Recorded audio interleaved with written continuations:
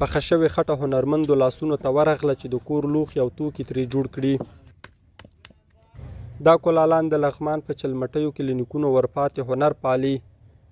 جوړېدونکي توکي د کابل په ګډون تر کندوز، لوګر، غزني او لرې ولایتونو رسیږي. د کلالۍ هنر لکه د نورو په څېر عید محمد ته هم له نیکونو ورپاتې. دی وایي له پاکستانه راتلونکو خټونو لوښو یې بازار بې خونده کړی. چې پاکستان نه لوښي دلته راځي، ګلداني راځي، جګ راځي، د اوبو کنډول راځي، ګیلاس راځي. دی د نور ملکونو پاکستان ته لاړ شي، نور دې خواته د تاجکستان، ازبکستان همدې ملکونو ته دی هم لاړ شي که نه، ایران ته دی لاړ شي. اوس ایران نه ګلداني دلته راځي. عید محمد وایي په تیرو کلونو کې به دلته 10 او 12 کارکوونکو کار کوه، مګر اوس بې خونده بازار دغه شمېر 4 تنو ته ټیټ کړی.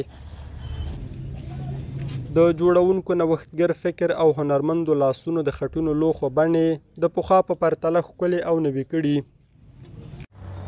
د اور په لمبو پاخه شوي لوښي دلته له ګلکارۍ وروسته خرڅلاو ته وړاندې کیږي.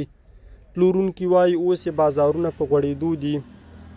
یا بازارونه خو له دې څخه کېږي، تر اوسه خو ژمی و، نه مستو لپاره چا څښی وړو، نه شیدو لپاره، نه اوبو لپاره.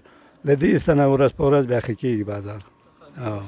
د کلالۍ خاوره لغمان کې په اسانه نه پیدا کیږي، ځکه خو ډیر وخت دې کارځای ته له کابل او جلال آباد څخه خاوره راوړي.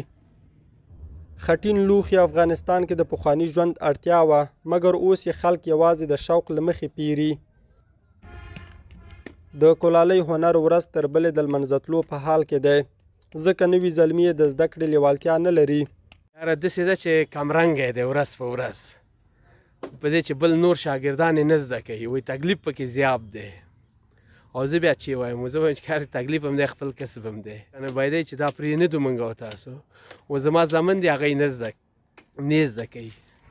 که څه هم اوسپنې او پلاستیکي لوښو د خلکو پام له خټینو لوښو اړولی، مګر هغوی چې د جام خوند څکلی پرې مین دي. دغه شی واخلم ډېر خوښېدی، دې زیږي اوبه خوند کې زیات دی که ګیلاس دا که چېرته دا خوله ولګېږي د باندې که نه ګیلاس باندې، هغه ګیلاس ذایقه مثلا الله صبر کې خو دې کې اوبه چې خورې بیا کیفیت یې بالا ده، د کې مثلا زیږي راځي او چې څونه پکې مزه یې خپل لاس نه ورکوي، هغه شوق ذوق سره یې خوري او دغه پخوانی اثر ده. د هېواد په ختیځ کې د خټینو لوښو دا ډول بټۍ د ګوتو په شمار پاتې. که منظم بازار ولري، ښایسته بټۍ له فنا کېدو وژغورل شي. د ګروپ دا چوکاټ د دې خټین زنځیر په وسیله د خونو په چت کې راځړول کیږي چې د روښنایي تر څنګ د ښکلا لامل هم ګرځي. خټین لوښي د افغاني فرهنګ مهمه برخه جوړوي چې د ژوندي ساتلو لپاره یې باید هر افغان له دې لوښو څخه استفاده وکړي. کنې ورکیږي. اجمل صدیقي، لغمان ولایت، سیمه نیوز.